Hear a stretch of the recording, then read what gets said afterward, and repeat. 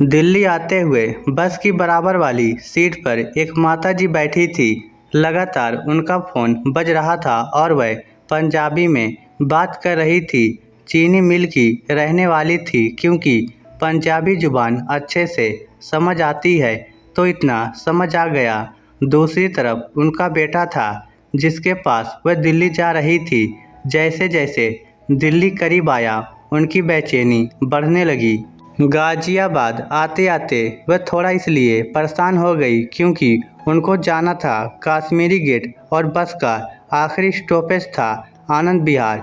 ये बड़ी आम सी बात है कि दिल्ली की भीड़ से हर कोई घबराता है, खासकर बुजुर्ग को ज़्यादा उलझन होती है। आखिर में मैंने उनसे पूछ ही लिया कि आपको कहाँ जाना है।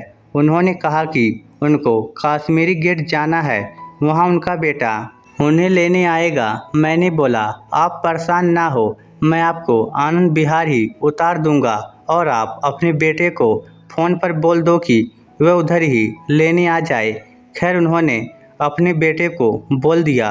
बेटे ने उनसे कहा होगा कि लाइव लोकेशन भेज दे, तो वह फ़ोन कटने के बाद उसे बहुत गौर से घूरती रही।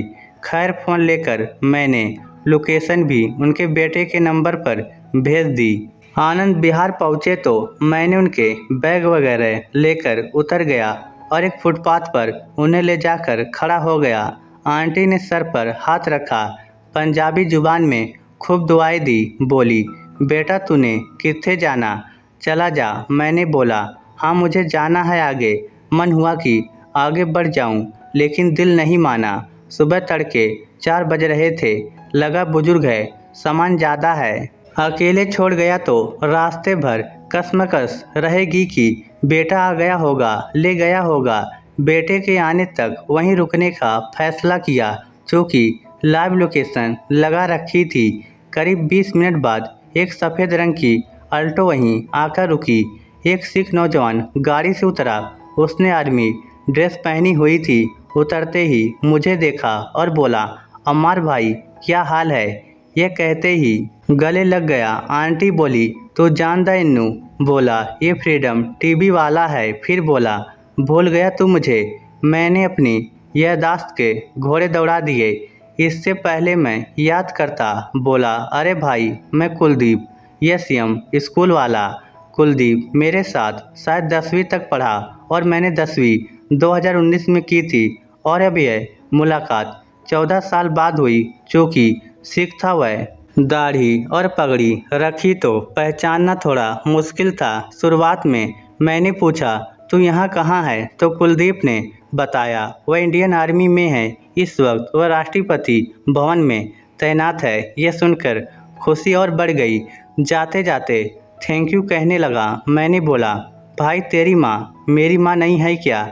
ऐसे ही अनगिनत लोग मेरे साथ जुड़ गए हैं। मैं जहाँ जहाँ सफ़र पर गया, लोगों से ऐसे ही राब्ते जुड़ते चले गए। बड़ी बात यह है कि आज भी कायम है रिश्ते।